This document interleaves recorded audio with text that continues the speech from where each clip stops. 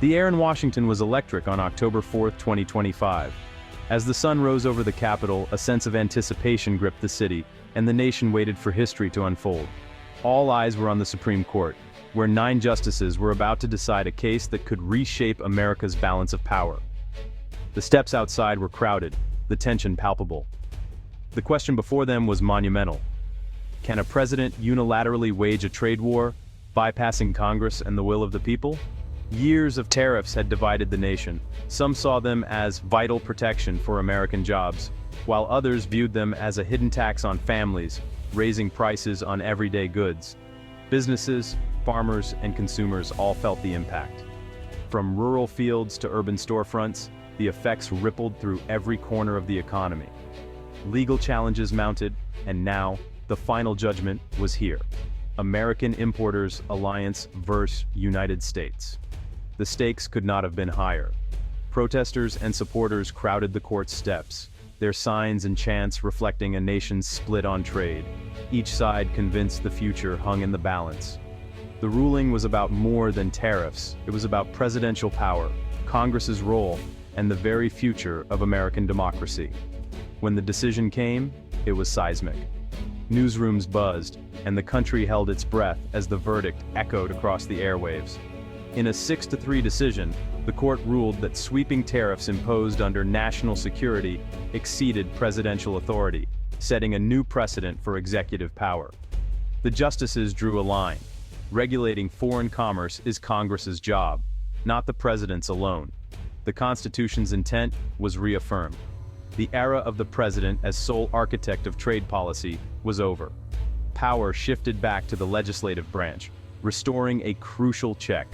Shockwaves rippled through Washington and beyond. Analysts scrambled to interpret the implications, while citizens everywhere debated what it meant for their future. The implications were immediate. The balance of power had shifted, and lawmakers now faced the challenge of forging new trade policies. The world watched as America's system of checks and balances was put to the test, with allies and rivals alike gauging the impact on global relations. The decision would redefine how the U.S. engages with the global economy, sending ripples through markets and trade partners worldwide. For the first time in decades, Congress, not the president, would set the rules of trade. The legislative process would now shape America's economic destiny. The nation exhaled, bracing for what came next. In living rooms and offices, Americans wondered how this new chapter would shape their lives and the country's future. What did the Supreme Court actually say in its landmark decision? The majority opinion was clear. Congress, not the president, holds the ultimate authority to control and shape trade policy. Past laws gave presidents some flexibility, but never a blank check to completely overhaul the nation's economic relationships. The ruling halted tariffs justified under Section 232, a law intended for true emergencies, not as a tool for broad economic strategy. From now on, any major tariffs will require Congress's explicit approval before they can take effect.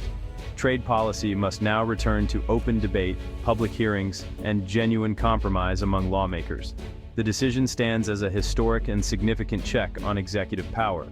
The court reaffirmed that the power to tax and regulate commerce is a core legislative responsibility rooted in the Constitution.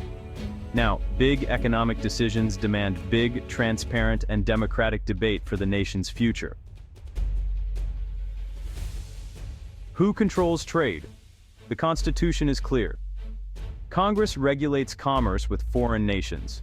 The founders wanted economic power in the hands of the people's representatives, not a single leader.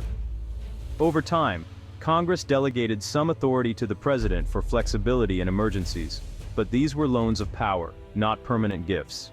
The Trump administration stretched these powers, using national security as justification for broad tariffs. Legal challengers argued this was an abuse.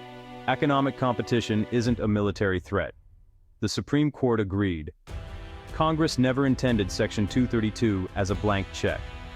The president can't unilaterally impose tariffs for economic reasons. The court forced a return to the original design.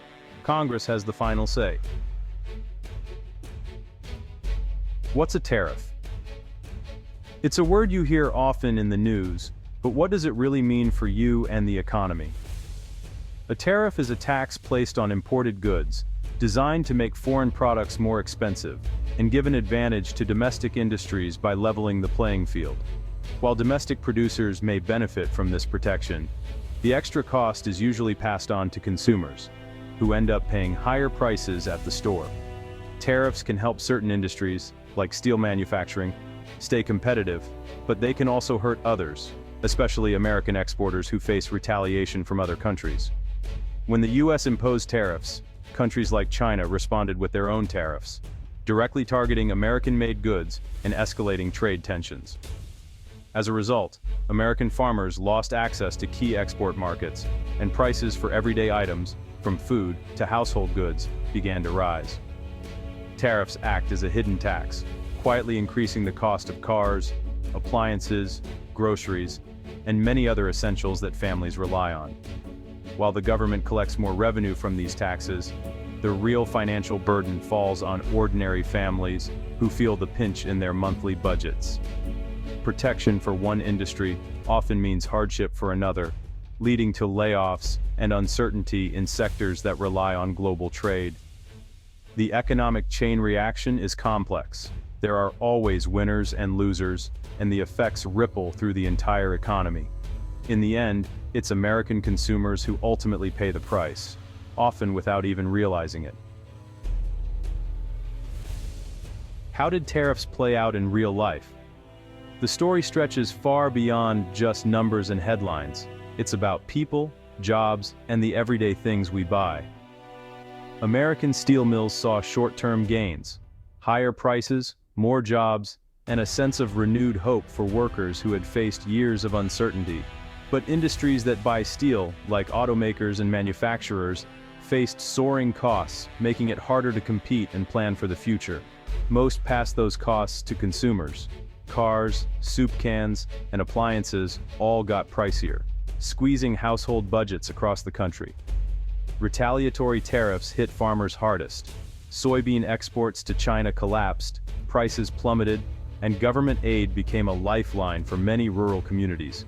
The trade war's ripple effects hurt industries far removed from the original dispute, causing layoffs and uncertainty in unexpected places. For families, the cost of living crept up on everything from electronics to shoes, making everyday purchases feel just a bit more out of reach. Studies showed tariffs acted as a regressive tax, hitting lower-income households hardest and widening the gap between rich and poor. Protecting one sector meant higher prices for all, a trade-off that affected millions of Americans in their daily lives. The trade war's winners were few. The losers, many, as businesses closed and workers faced new hardships. The lesson: trade policy touches every corner of the economy, shaping the lives of workers, families, and communities everywhere. The Supreme Court's ruling sent a message worldwide. America's unpredictable, unilateral trade moves had rattled allies and markets. Now, the U.S. signaled a return to rules-based, predictable trade policy. Congress's involvement means more strategy, less impulse, especially with China.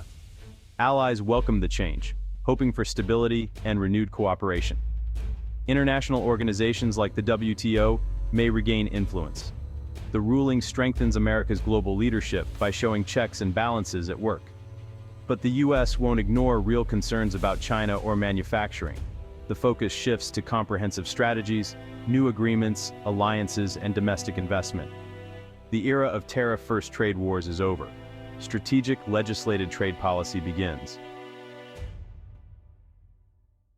What's next? The Supreme Court put trade policy back in Congress's hands.